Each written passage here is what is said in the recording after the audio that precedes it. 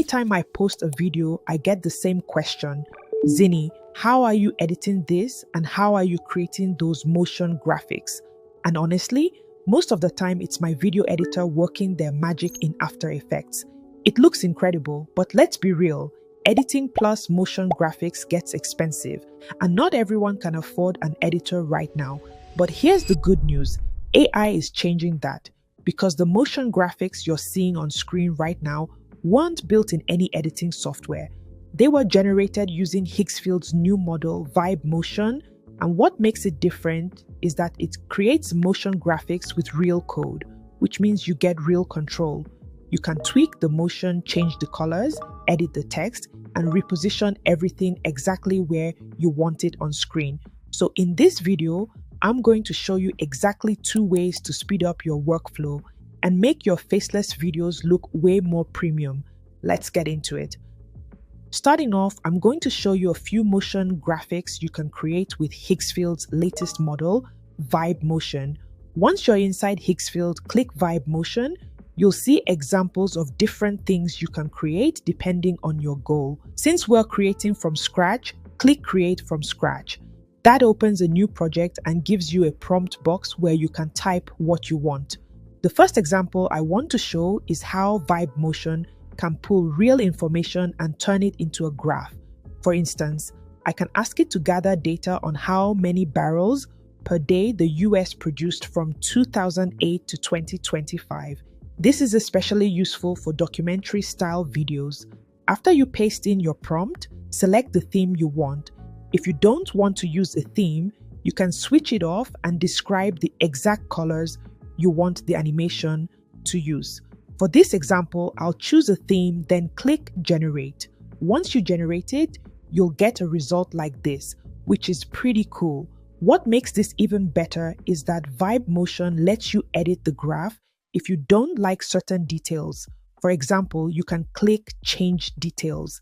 If you don't want a white background, you can change it to something else, and it updates in real time. It might not be the best background choice for this example, but I just want you to see how quickly it changes.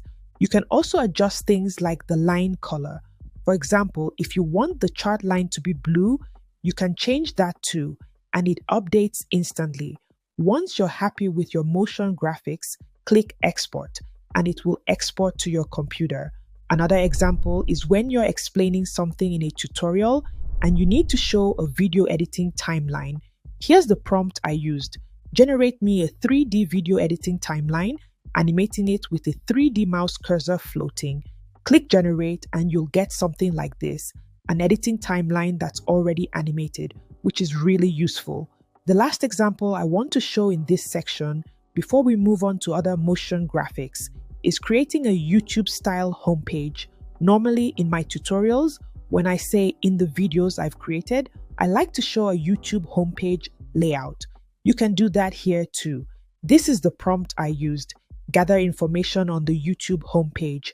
I want you to build me a YouTube homepage with 3 rows of 3 YouTube videos.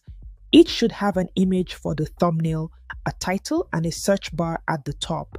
And once I clicked on Generate, this is an example that I got. You can see it created that homepage with a bit of text. It didn't add images to the thumbnails, which is fine, but this still represents what I'm trying to showcase. So overall, you can use Vibe Motion to create some really interesting motion graphics that help your videos look better. Now, the next set of motion graphics I'm going to show you is for when you want to create things that are more intricate and more detailed, and this is the workflow I use. The first motion graphic we're creating is this one. I used this in one of my recent videos, and to show you how it was created, when you want to create complex motion graphics for your videos, you need inspiration from somewhere that will serve as a base image for you to generate yours. In my case, I took a screenshot of a motion graphic my editor used just so I could recreate it.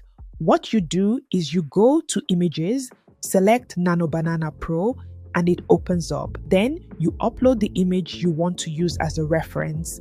This is the image I used, and as you can see, the characters in this reference don't have hands, but that's what I wanted to generate. So I typed, recreate this image, but with the characters having hands, made sure I was using 16:9, selected 4K, and clicked generate.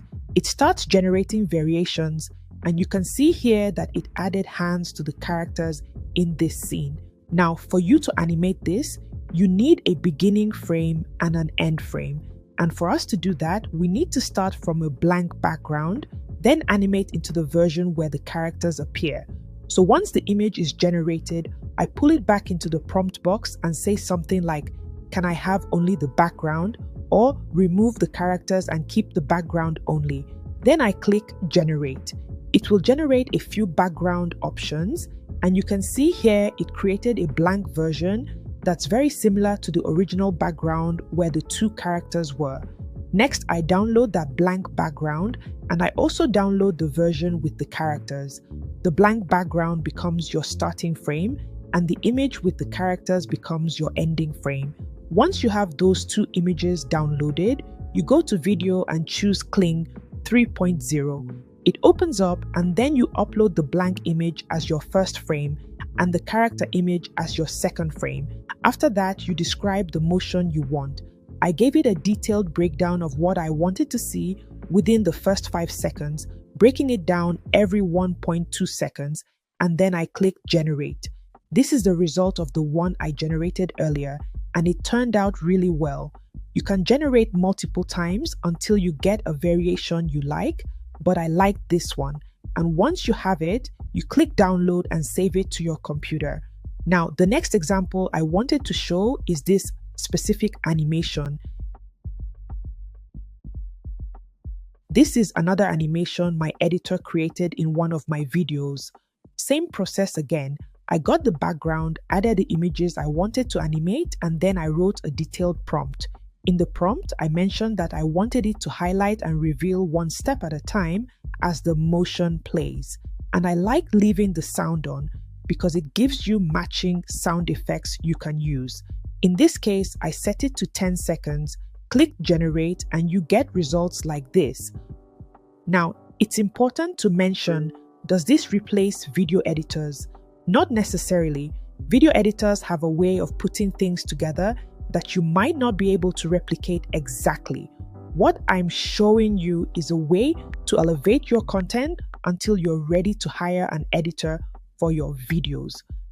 Now, the last one that I wanted to show is this one.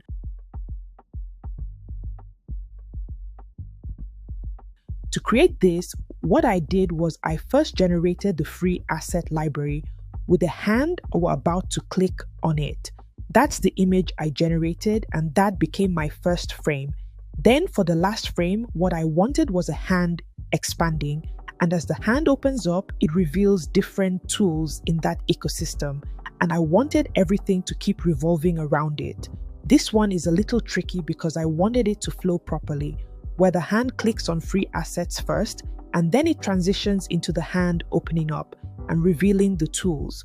So I wrote a detailed prompt describing what I wanted to happen at each second, because the AI needs to understand the sequence of the animation. And once I put in the prompt, I click generate, and this is an example of what I got. I noticed that if you're using Kling 3.0, it does a decent job. But if you want to take it up a notch, you can also try Google Veo 3.1. It can look more realistic, but sometimes it changes details. For example, this version clearly isn't what I was looking for, but I'm just showing you this to make the point that you can keep generating multiple times until you get what you actually want. Now you've seen it. You don't need an expensive editor to start making your videos look premium. You just need the right workflow and a little bit of taste. That's why tools like Vibe Motion are so powerful. They don't replace video editing skills, they multiply it. Now, if you're not sure which visual style is best for your niche, watch this next video, where I break down the proven niches and faceless video formats that are working right now, so you can pick something you'll actually enjoy making